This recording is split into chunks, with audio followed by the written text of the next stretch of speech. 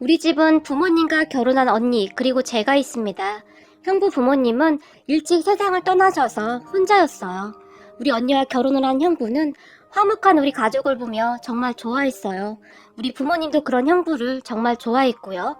형부는 우리 엄마가 차려주는 밥을 참 좋아했었는데 처음 우리 집에 인사 오던 날 생선을 일일이 발라서 숟가락 위에 올려주던 엄마 모습에 눈물을 펑펑 흘리던 그런 사람이었어요. 그런 형부를 보며 엄마도 눈시울이 붉어졌었는데 아마도 엄마의 사랑을 온전히 받지 못해서 그랬던 것 같았어요. 분가를 하라고 해도 굳이 우리 집에서 살겠다고 고집을 부렸던 형부는 정말 착한 사람이었고 우리 부모님을 형부의 친부모님 대하듯 그렇게 잘했어요. 우리 가족은 정말 완벽했어요. 그리고 언니와 형부는 정말 사이가 좋았는데 세상에 그런 인꼬 부부가 없다고 할 정도였어요. 저는 살면서 TV에서조차도 언니와 형부 같은 부부는 본 적이 없었는데요. 집 앞 편의점에 가더라도 꼭 손을 잡고 갔고 무엇을 하든지 다 같이 할 정도였어요. 오죽했으면 엄마가 왜 화장실도 같이 들어가지 그래? 라며 웃을 정도였으니까요. 한 번은 밤에 가족 모두가 잠을 자고 있었는데 아파? 얼마나? 어디가 아파? 형부의 큰 목소리가 들려왔어요. 형부의 목소리에 다들 놀라서 우리 모두 언니 부부방으로 뛰어들어갔는데 어머님 아파요. 도와주세요. 현미 좀 살려주세요. 형부가 울부짖고 있었어요. 알고 보니 언니가 위경련이 났던 모양인데 형부가 언니를 들쳐업고는 울고불고 아주 영화를 찍고 있더라고요. 우리 모두는 형부가 아픈 줄 알았을 정도였어요. 그렇게 급하게 병원 응급실로 갔는데 응급실에서 형부가 어찌나 큰 소리로 우는지 우리가 다 창피할 정도였어요. 선생님, 제 아내 좀 살려주세요. 제발 좀 살려주세요. 라고 말이죠. 그런 형부를 보며 박서방, 제발 조용히 좀 하게나. 위경련이라잖아. 엄마가 형부의 팔을 꼬집을 정도였어요. 그런 형부를 보며 우리 아빠가 마치 박서방이 현미를 낳은 것 같구만. 저 둘은 전생에 부모와 자식 사이였을 거야 라고 혀를 내두를 정도였어요. 그런 언니 부부를 우리는 그저 기가 막혀 했지만 둘은 항상 한결같았어요. 그러던 어느 주말 언니와 형부가 나들이를 간다며 집을 나섰는데 그날 아침 언니는 나들이 갈 생각에 제가 얼마 전에 샀던 원피스까지 빌려 입고 나갔어요. 원피스를 입고 거울 앞에서 이리저리 돌아보던 언니가 어때? 나 괜찮아? 좀 작아 보이지 않아? 제게 물었는데 아니야, 정말 예쁘다. 지금 보니 꼭 언니 옷 같네. 그냥 언니가 입어야겠는걸? 제가 웃으며 말을 했어요. 제 말에 언니는 에이, 너무 띄워주지 마 라고 활짝 웃었는데 그때 제 눈앞에 있던 언니는 정말 아름다웠어요. 그런 언니를 보며 아니야, 정말 언니한테 맞춤 옷 같아.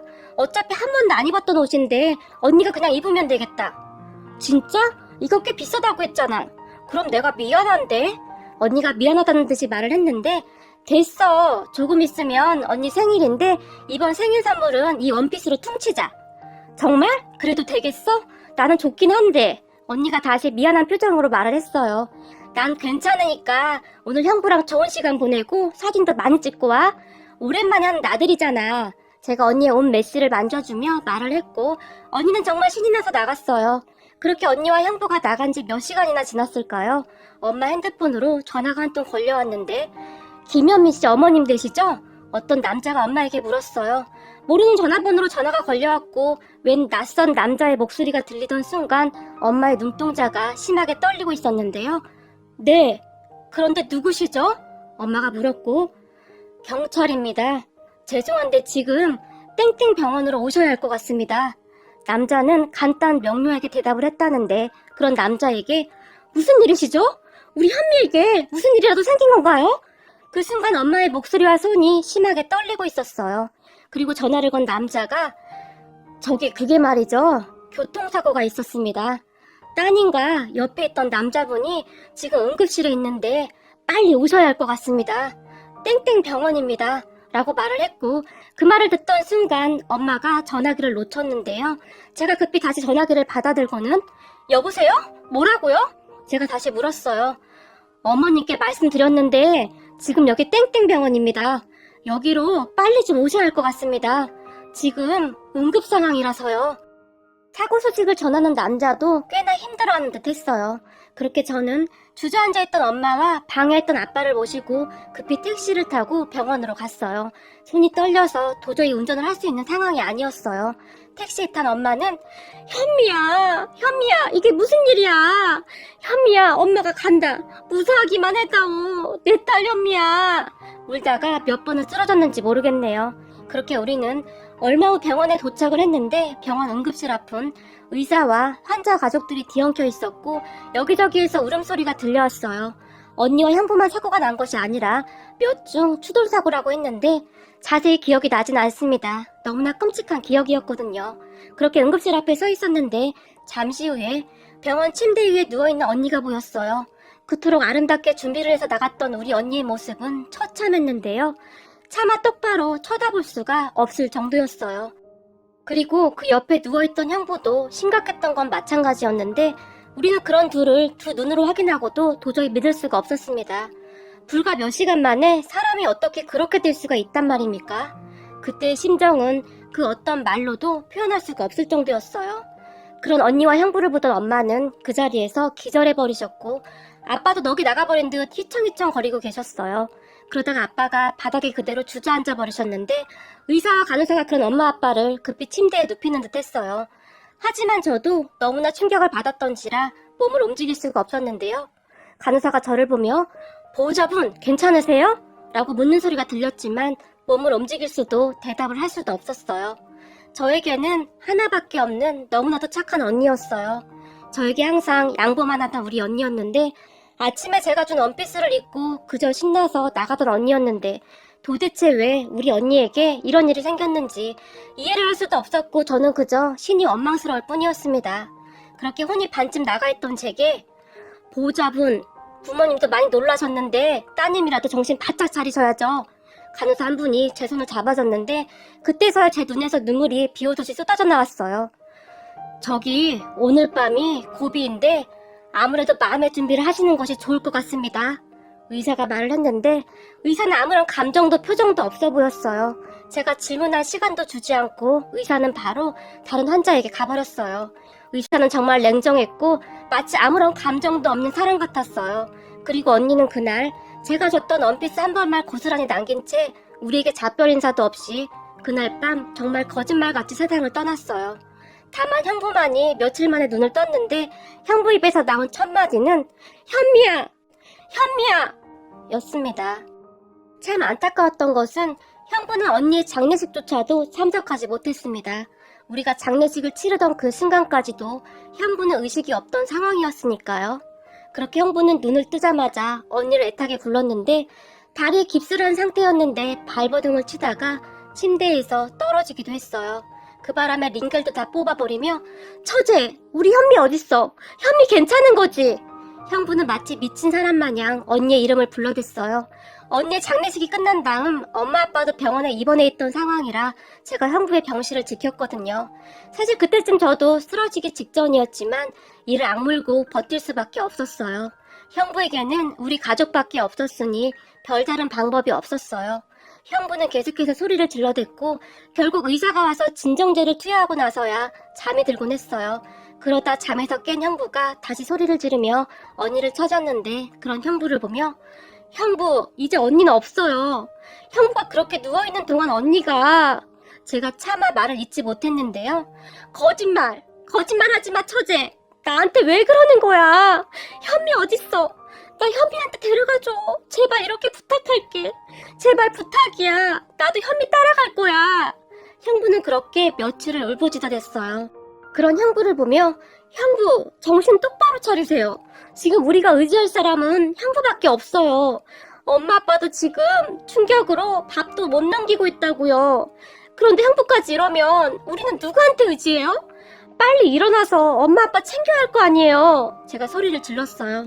제 말에 형부가 조용해졌는데요. 형부는 홀로 이불을 뒤집어 쓰고 울음을 삼키는 듯 했어요. 그런 형부를 진료하던 한 의사가 저기 환자분이 충격이 너무 큰 것 같은데 정신과 치료를 받으시는 게 좋을 것 같습니다. 환자분의 상태가 많이 심각해 보입니다. 가족분들과 상의해 보시죠. 라며 심각한 표정으로 말을 했어요. 저는 그런 형부가 정말 걱정이 될 수밖에 없었는데요. 어느 날 엄마에게 엄마, 우리 형부 어떡해. 눈에 초점이 없어. 의사 말이 정신과 치료를 알아보라고 하는데 어떡해? 엄마 아빠도 이렇게 누워만 계시고 형부도 저러고 있고 나도 어떻게 할지 모르겠어. 그동안 혼자 견뎌내고 있었던 제 눈에서도 눈물이 쏟아져 나왔는데요. 아무 걱정 없이 행복하던 우리 가족에게 왜 이런 일이 생겼는지 만약 신이 있다면 따지러 가고 싶은 심정이었어요. 그런 제 말을 듣던 엄마의 표정이 심각해졌는데요. 엄마는 아무런 말도 없이 핸드폰 사진첩 속에 언니와 형부가 활짝 웃고 있는 모습만을 그저 멍이 바라보고만 있었어요. 그런데 정말 이상했던 것이 있었는데요.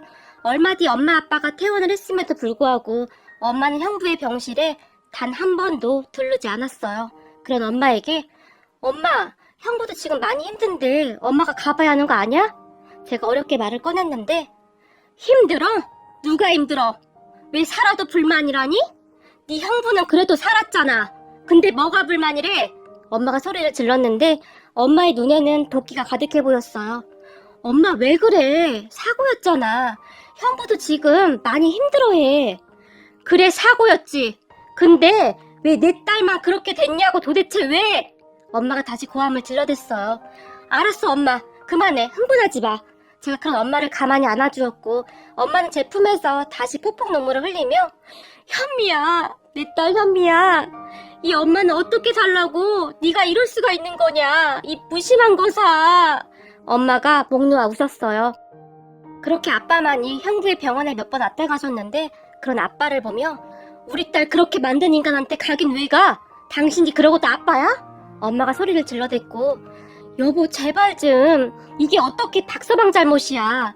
혼자 깨어난 박서방 심정은 어떻겠어. 아빠가 엄마를 달랬지만 웃기고 있네. 그래도 걔는 살았잖아. 심정? 심정이 어떻긴 뭘 어때? 웃기는 소리 하지도 마. 엄마가 주저앉아 눈물을 흘리셨어요. 그렇게 엄마는 언니가 세상을 떠난 것이 다 형부 탓이라고 몰아붙였고 단 한 번도 병문안을 가지 않았어요. 얼마 후 형부가 태어나고 집으로 돌아왔지만 이제 우리 현미도 없고 그만 짐 싸서 나가게. 엄마가 형부를 노려보며 말을 했어요. 장모님, 저 그냥 여기서 살겠습니다. 제가 갈 곳이 어디 있어요. 제발 부탁드릴게요. 형부가 눈물까지 흘리며 말을 했지만 자네는 끝까지 이기적이구만. 자네 얼굴 보면 우리 현미가 떠오를 텐데 자네는 어떻게 끝까지 그렇게 자네 생각만 하는 건가? 우리 현미도 없는데 자네와 우리는 이제 아무 사이도 아니네. 그러니 그만 나가게. 엄마가 형부를 노려보며 말을 했어요. 어머님 잘못했습니다. 다 제 잘못입니다. 그런데 제발 저 여기 있게 해주세요. 이렇게 부탁드릴게요. 그 순간 형부가 무릎을 꿇었는데요. 형부, 다리 아직 다 나은 거 아니에요. 빨리 일어나요. 제가 급히 형부를 일으켜 세웠지만 냅둬. 우리 딸은 그렇게 됐는데 그깟 다리 좀 아픈 게 뭐가 그렇게 대수야? 왜 불쌍한 우리 딸만 그렇게 됐냔 말이야. 엄마가 다시 주저앉아 땅을 치며 눈물을 쏟았어요. 그 모습에 우리 가족 모두 눈물만 흘리고 있었는데요. 잠시 후에 당장 나가거라. 나는 네 얼굴을 1분 1초도 보고 싶지 않다. 그러니 앞으로 우리 앞에 얼굴도 보이지 마. 엄마가 다시 소리를 질렀어요. 그렇게 형부는 쫓겨나다시피 집을 나갔고 엄마는 독하리만큼 형부에게 모진 소리를 했어요. 그런 엄마를 보며 여보, 아직 몸도 성취하는 사람한테 너무하는구려. 너무 그러지 맙시다. 하늘에서 우리 현미가 울겠구려. 아빠가 말렸지만 나한테 아무 말도 하지 마요. 나는 내 눈에 넣어도 아프지 않을 딸을 먼저 보냈어요. 나한테 아무 말도 하지 마요. 엄마가 아빠를 노려봤어요. 엄마의 상태는 정말 심각해 보였는데 그런 엄마를 비난할 수도 없는 노릇이었어요. 하루아침에 딸을 보낸 엄마의 심정을 그 누가 이해할 수 있겠습니까? 형부는 그렇게 우리 집에 발도 들여놓지 못했는데요. 어느 날 형부에게 전화가 걸려왔고 밖에서 형부를 만났어요. 그 사람 보험금 말이야. 입금되면 처제 통장으로 보낼게. 처제가 나중에 장인 장모님께 드려. 지금은 말도 꺼내지 말고. 네?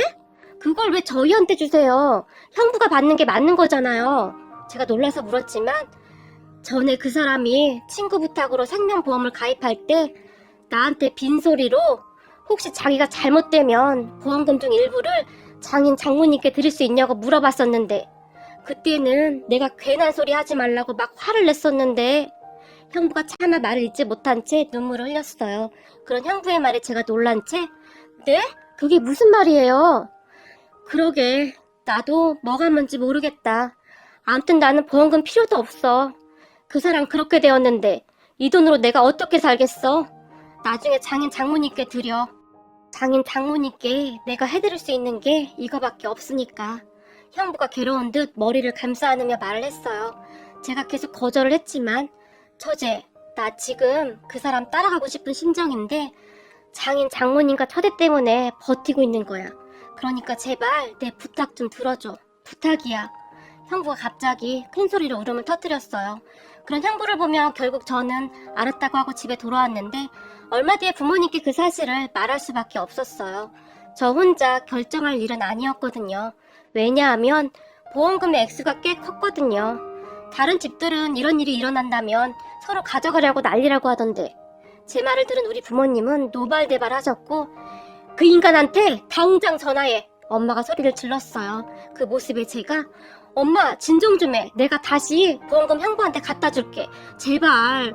의사가 엄마 흥분하면 안 된다고 했단 말이야. 제발 엄마. 제가 애원을 했지만 당장 전화해. 엄마가 계속해서 호통을 쳤어요. 그렇게 형부에게 전화를 했고 너 당장 집으로 와. 잔뜩 화가 난 엄마가 형부에게 소리를 질렀어요. 그리고 얼마 후 형부가 놀라서 달려왔는데요. 너 내 말이 우스워? 나보고 우리 딸 뭘 받으라고? 보험금을 받으라고? 네가 제정신이냐?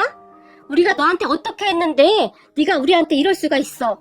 우리 딸 그렇게 가고 나니까 우리가 아주 우습지? 엄마는 이미 이성을 잃어버린 듯 했어요. 아빠 제가 말렸지만 엄마는 아주 작정을 한 듯이 형부에게 천하의 나쁜 인간 같으니라고 라고 말을 했고 충격을 받은 형부가 문을 박차고 나가버렸어요. 그리고 저는 형부가 걱정되어서 형부를 따라 나갔는데요. 형부가 아파트 한 귀퉁이에서 쪼그리고 앉아서 울고 있었어요. 그런 형부에게 형부, 엄마가 말만 저렇게 하는 거지 속마음은 아닌 거 아시죠? 얼마 전에 엄마가 언니와 형부가 쓰던 방을 정리하다가 언니와 형부가 함께 찍은 사진을 들고는 오열하고 있더라고요. 근데 우리에게 그 모습을 들키지 않으려고 몰래 숨어서 그러고 계셨는데 시간이 지나면 엄마도 좀 괜찮아질 거예요. 그런 제 말을 듣던 형부가 목 놓아 소리내서 울었어요. 그러던 어느 날 엄마가 다시 언니와 형부가 쓰던 방에 들어가서 홀로 눈물을 흘리고 있었어요. 엄마, 이겨내자. 엄마가 이러고 있으면 언니가 많이 슬퍼할 거야. 착하기만 하던 언니가 얼마나 마음이 아프겠어. 그리고 엄마 형부한테 그만 좀 해. 형부 잘못이 아니잖아. 엄마가 자꾸 그러면 형부가 나쁜 마음이라도 먹을까봐 너무 걱정이 돼. 형부는 지금 언니 따라가고 싶지만 우리 가족 때문에 그러지도 못하는 거야. 엄마도 잘 알면서 자꾸 형부한테 왜 그러는 거야. 그게 왜 형부 잘못이야. 제가 엄마의 손을 꼭 잡으면서 말을 했고 이 애미가 왜 모르겠냐. 그게 어떻게 박서방 잘못이겠냐. 내가 왜 모르겠어 이거사. 엄마가 눈물 흘리며 말을 했어요. 알면서 도대체 왜 그러는 거야. 제가 엄마에게 다시 물었는데요. 그런데 어쩌겠니. 산 사람은 살아야 한다고 이대로 뒀다가는 죽도 밥도 안 되겠는걸. 이 미련 곰탱이가 보험금까지 다 가지고 온 거 봐라.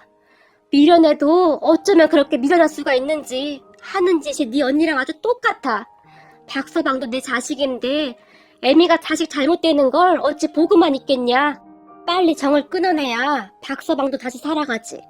그렇게 사이가 좋던 애들이었는데 그대로 뒀다가는 평생을 떠난 현미 그림자만 쫓아다니다가 갈 사람이야.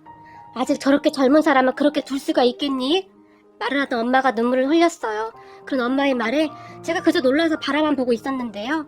엄마가 그래서 그랬구나. 어쩐지 이상했어. 우리 엄마가 그럴 사람이 아닌데 왜 그리도 모질게 행동하는지 정말 이해가 안 됐었는데 엄마가 왜 그런지 이제 알겠네 라고 말을 했는데 그런 엄마의 마음이 충분히 이해가 되었어요. 형부는 회사도 나가지 않고 있었고 거의 폐인처럼 살고 있었거든요. 엄마의 말을 다 듣고 얼마 뒤 제가 형부를 찾아갔어요. 형부, 그동안 엄마가 형부 미워서 그런 게 아니었어요. 혹시나 형부가 언니 그림자에서 못 헤어나올까봐 걱정이 돼서 그런 거예요. 형부가 이러고 있으니까 엄마가 더 그런 거예요. 얼른 정신 차리고 회사도 나가고 멀쩡한 모습 보여줘야 엄마도 마음 편해지죠. 제발 다시 예전으로 돌아가서 언니의 빈자리를 채워주세요. 제발요. 제 말에 형부가 흐느꼈어요. 그렇게 며칠이 지났을까요? 형부는 다시 집으로 들어왔는데 엄마를 보자마자 어머님, 저 된장찌개 먹고 싶어요 배가 너무 고파요. 형부가 정말 아무렇지도 않게 말을 했어요. 그런 형부를 보며 내가 우리 집에 절대 오지 말라고 한 거 잊었어? 엄마가 형부에게 화를 냈지만 어머님 다 모르겠고 저는 그저 살려고 왔어요. 살고 싶어요. 살아야 한다고 생각하니 제일 먼저 배가 고파졌어요. 배고파요. 밥 주세요. 형부가 말을 했는데 그런 형부의 말에 엄마가 아무 말도 없이 주방으로 가서 된장찌개를 끓이고 생선을 굽기 시작했는데요. 음식을 다 준비한 엄마가 뭐해? 배고프다며. 밥 먹자. 앉아. 라며 엄마가 식탁에 앉았고 그리고 곧 형부가 식탁에 앉았는데요. 엄마가 생선에 가시를 발라서는 형부의 숟가락 위에 올려주며 천천히 먹어. 체할라. 라는 말을 했는데 형부의 눈에서 눈물이 뚝뚝 떨어졌어요. 그 뒤 형부는 아예 우리 집에 놀러 앉았고 얼마 뒤에는 회사도 다시 나가기 시작했어요. 회사에서도 형부의 상황을 잘 알고 있어서 병가로 처리를 해주었던 부분이었고요. 그렇게 형부는 조금씩 이겨내려고 노력했고 우리 부모님도 시간이 지남에 따라 조금씩 이겨내고 있었어요. 아마도 우리 가족은 그렇게 서로서로에게 의지를 하고 있었던 것 같아요. 하지만 엄마는 여전히 저 젊은 것을 평생 끼고 살 수도 없는 노릇이고 내가 눈 감기 전에 장가는 보내고 가야 할 텐데 라는 말을 중얼거렸는데 형부는 그런 엄마의 마음을 아는지 모르는지 나는 평생 어머님 된장찌개나 먹고 살아야겠다. 이 정도 된장찌개 끓일 줄 아는 여자 아니면 나는 평생 혼자 살 거야. 근데 아마 세상에 없을걸? 형부가 큰 소리로 말을 했어요. 그런 형부의 말에 니들 각자 짝 만나서 빨리 결혼해서 나가. 니들 때문에 우리가 쉬지를 못해. 우리도 좀 편하게 살아보자. 엄마가 핀잔을 줬지만 형부는 들은 척도 하지 않았어요. 하지만 시간이 지나면 형부에게도 좋은 사람이 나타나겠지요. 우리 가족은 그때까지 형부를 그냥 기다려주기로 했어요. 오늘따라 하늘나라로 가버린 언니가 너무 그립네요.